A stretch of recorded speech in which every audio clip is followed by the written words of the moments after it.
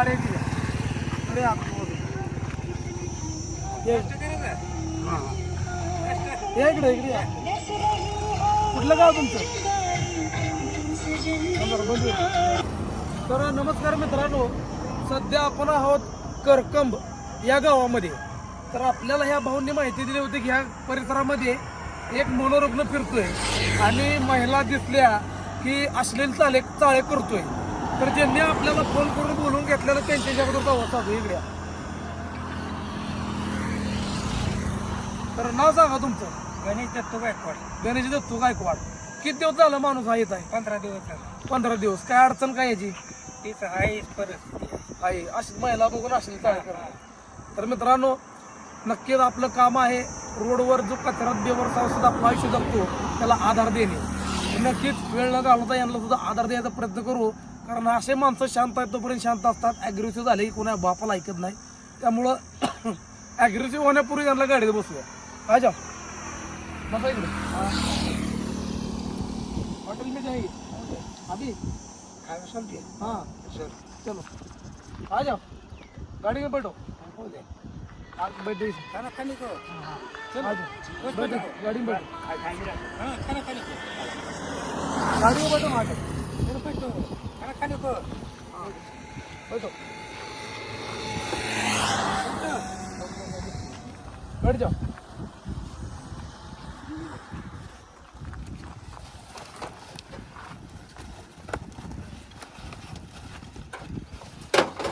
तर मित्रांनो, गाडीत बसवण्यासाठी तर आपल्याला यश आलेलं आहे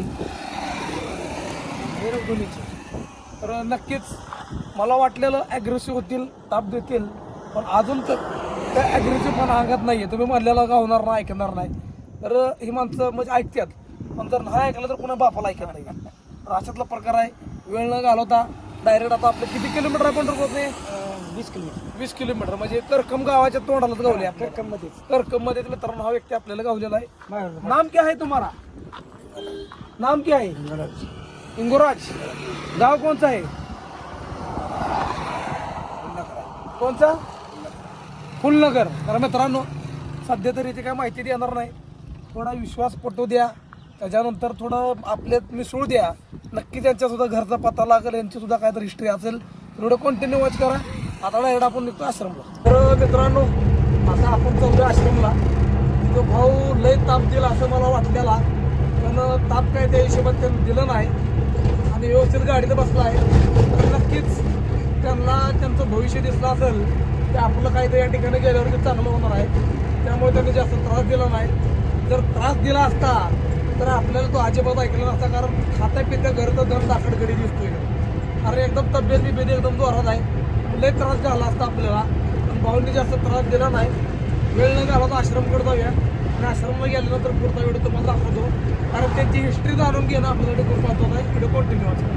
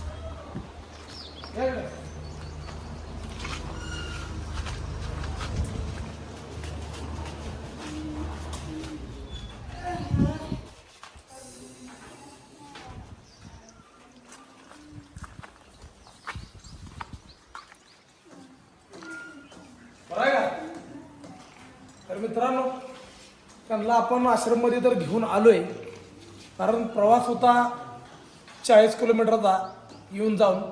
प्रवास कंप्लीट झाला आहे. सध्या सर्वात अगोदर यांना स्वच्छतेची गरज आहे. स्वच्छता करू. स्वच्छता झाल्यानंतर त्यांच्याकडनं काही इन्फॉर्मेशन येते का हे आपल्याला नक्कीच बघायचं आहे. वेळ न घालवता दाढी, कटिंग, आंघोळ ज्या काही गोष्टी आहेत ते करून घेऊ, कटिंग तर नाही, दाढी करावं लागेल, कपडे बदलावं लागतील. हे पाय एवढा मोठा फुगला आहे, नेमकं हे काय आहे हे बघून घ्यायचं आहे. लय मोठा पाय फुगला आहे, हे काय आहे नेमकं बघून घ्यायचं आहे. वेळ न घालवता चला स्वच्छता करू. ये पहले निकालेंगे तो यहाँ रख दो.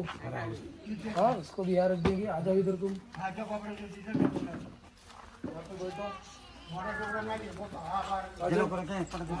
ये पैंट के अंदर क्या भर के रखा है तो निकालो पहले. रुको रुको रुको, क्या है ये देखता हूँ. रुको काय सुद्धा नाही, कागद आहे ती सगळं कचरा. आता कचरा इकडे घेऊ. पूर करतो मी ते ब्लर लावतो का त्याची. तर खिशामध्ये दगुड क्या पर रख देंगे. अभी नहाना है ना अपने को, इसके लिए साइड में रख देंगे ना.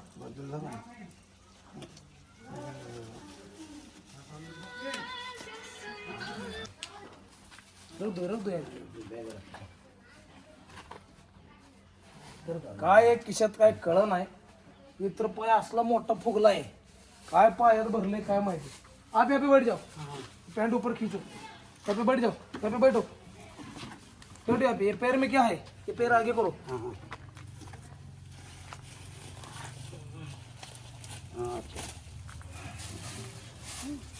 तरी म्हणतो पाय एवढा का फुगला है.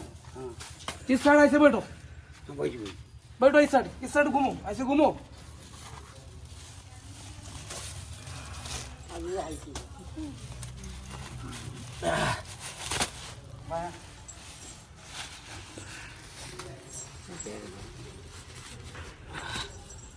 तर मित्रांनो, केसन बीस ह्याच्यात अशा काही गोष्टी मी तुम्हाला सांगू शकत नाही.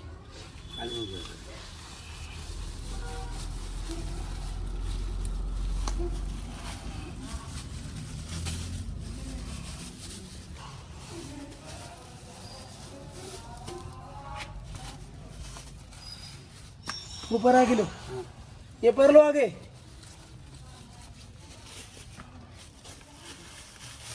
अयो अभी हो गया. अच्छा ये जेब में का निकालो, क्या है जेब में का निकालो. जेब में से ये जेब में क्या है ये निकालो. नहाना है, गीला हो जाएगा वो. मित्रांनो बैग देता हूँ, वो निकालो पहले. इसमें रख दो, इधर लाओ.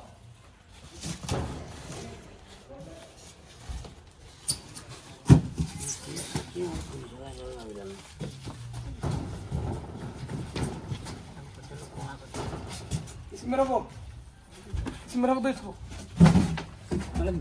इसमें रखो. निकाल इसको, निकाल. नहाना है फटक से. चलो ये डाल दो ना भाई उसमें. ये निकालो, नहाना है ना जल्दी.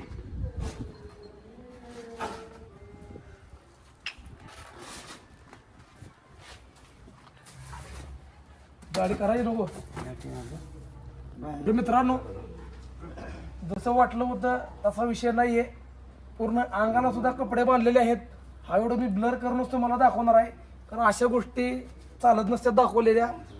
पूर्ण कपड्यात घाण केलेली आहे. आणि ज्या ठिकाणी काही बांधायचं नसतं अशा ठिकाणी चिंध्या आणि ताराने वायरी बांधले त्या, ते काढायला थोडं त्रास होणार आहे. तर बाकीचं एवढं तुम्हाला आंघोळ करून झाल्यानंतर दाखवतो.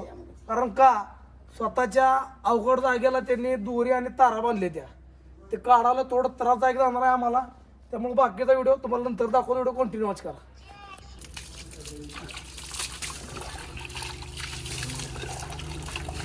तर मित्रांनो सगळ्या त्या दोऱ्या बांधलेल्या काढणं थोडं अवघड गेलं. तिथं थोडीफार जखम आहे, पण ते गोळ्या औषधात जखम नीट होईल असं मला वाटतं. बसली कसं आहे जबर. बघू, कपडे घालू आणि मग पुढचा विषय घेऊ. हात डालो.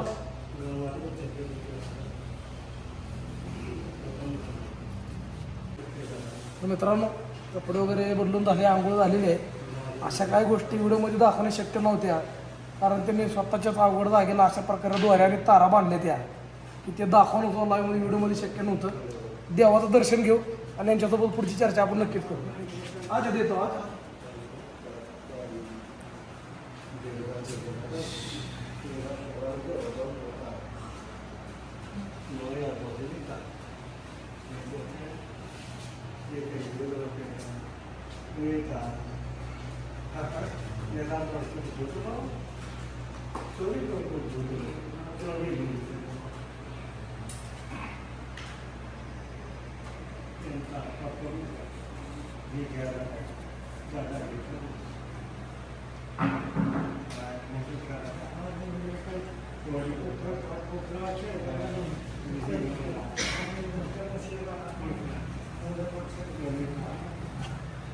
आ जाओ, भगवान का दर्शन ले लो।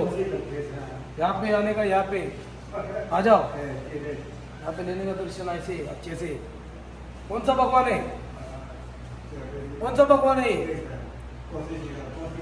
भगवान आहे। तर मित्रांनो सगळं तर विषय झालेला आहे, आता भाऊंची फक्त चर्चा करायला राहिले तर व्हिडिओ कंटिन्यू वॉच करायची तर आपण चर्चा पण करणार।